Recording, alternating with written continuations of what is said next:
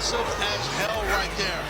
So, after watching that matchup between Powerhouse Hobbs and Hangman Adam Page, who was the world champion at that particular time, and that standout match that Powerhouse Hobbs had, I got a couple opinions. You want to talk about it? Let's go.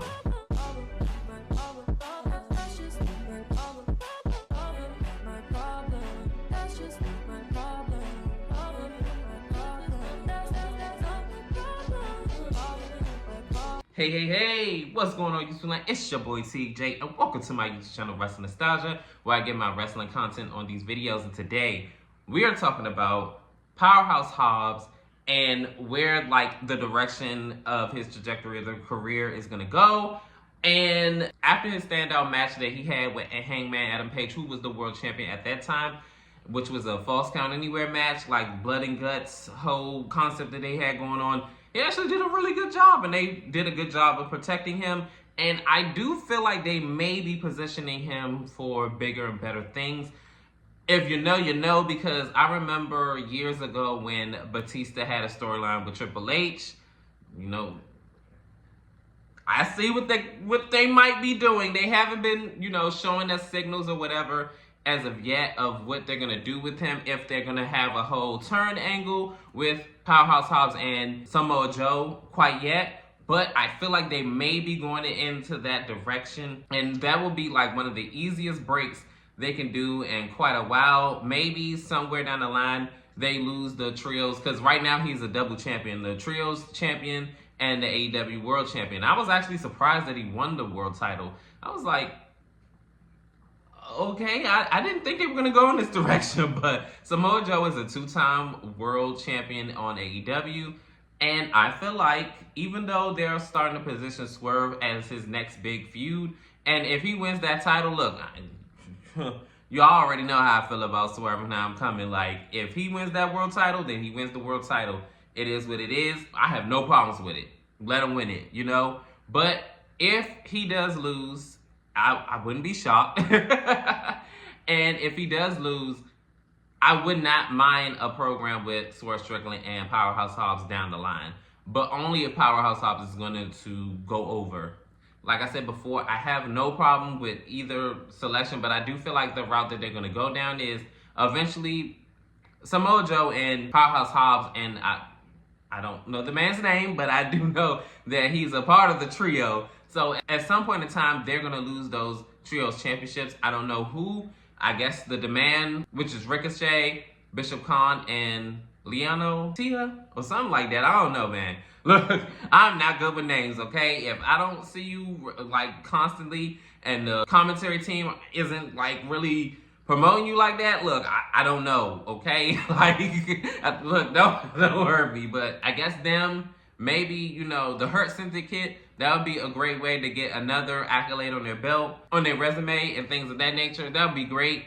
And I wouldn't mind one of those two teams of three to win those championships. And then, you know, we could build up that, like, silent tension where, okay, maybe Powerhouse Hobbs had the match won, but Samoa Joe and his arrogant, cocky little, oh, I tagged him in. Okay, yeah, I'm about to put the clutch in. And then, you know, somebody could reverse it and 1, 2, 3, have him, like, pinned down and then lose the trios tag team titles.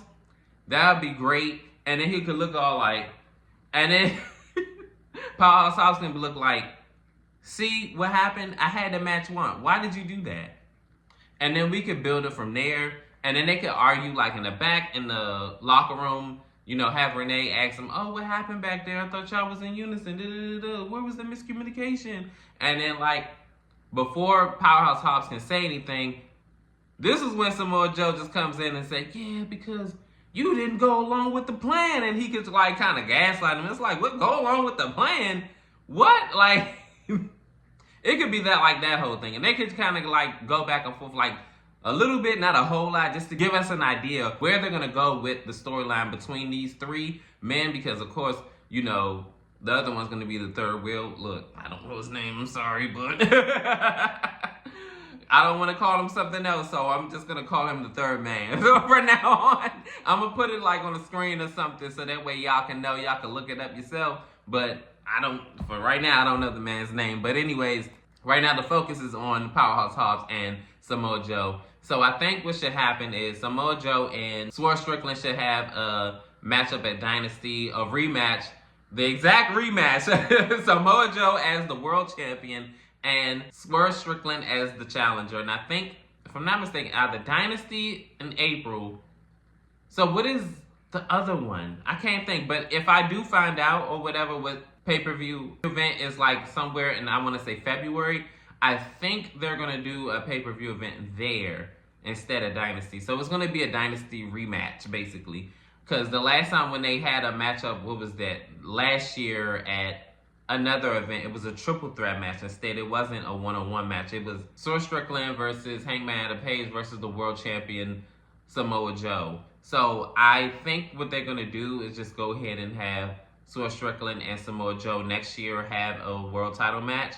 And after that, I think if I'm mapping it out right, I think Powerhouse Hobbs is going to help out Samoa Joe win the world title, or should I say, retain the world title, should I say. And then after that, we could go ahead and build on the silent tension. Maybe they could get like a trios tag team rematch and then them have them lose it or whatever. And then we could build up the tension a little bit more after that. And before the, rematch and they lose, they should get into it a little bit. It's like, yeah, next time you need to go with the plan. And then this is when like Powerhouse Hobbs can be like, go with the plan. Like, look, we're not gonna keep gaslighting me. I'll let you get away with it the first time, but at the end of the day, if I already have everything in hand, then just let me go ahead and take control.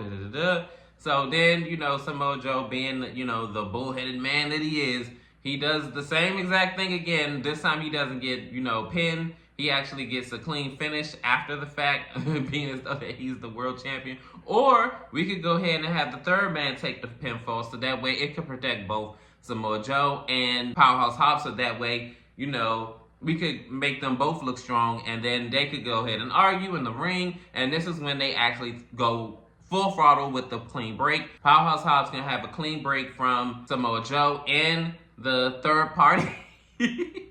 I'll probably just call them third party.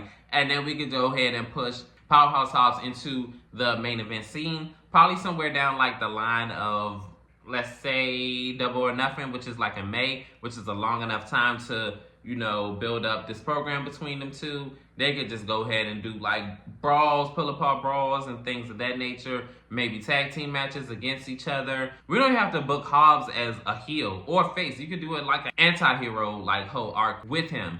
And that would make sense.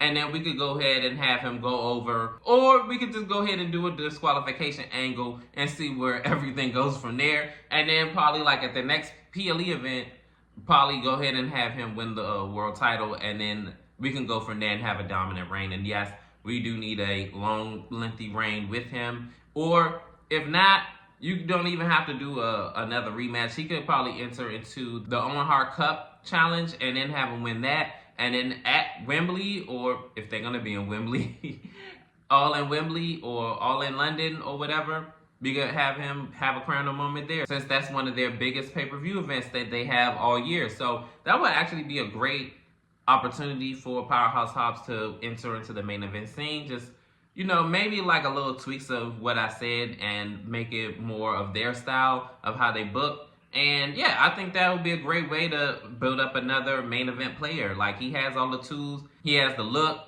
he has the presentation, he has the mic skills. Like, he is everything you want in a pro wrestler. And baby, let him go to WWE, okay?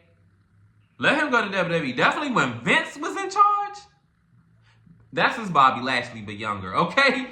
You best believe that. That's his Bobby Lashley, but younger. And that's nothing against Bobby Lashley. Like, he still wrestling great at 50, or almost, should I say, he's 49 now. So, at almost 50 years old, man, that man ain't losing step, okay? You hear me? All right? If he goes from AEW to WWE, they will book him like a monster, like how they should. He can't be enhancement talent. Y'all can't sit up there and job him out. Like, it just doesn't look right. Y'all can't have him lose to nobody like no Rey Mysterio. Like, come on. We're not going to do that one, okay? If y'all going to do it right. Or keep him on AEW. But honestly, I feel like that's the trajectory that they're going to go in of Powerhouse Hobbs' career. Because if they don't, and they just, we don't know. Trust and believe. He gonna go to WWE.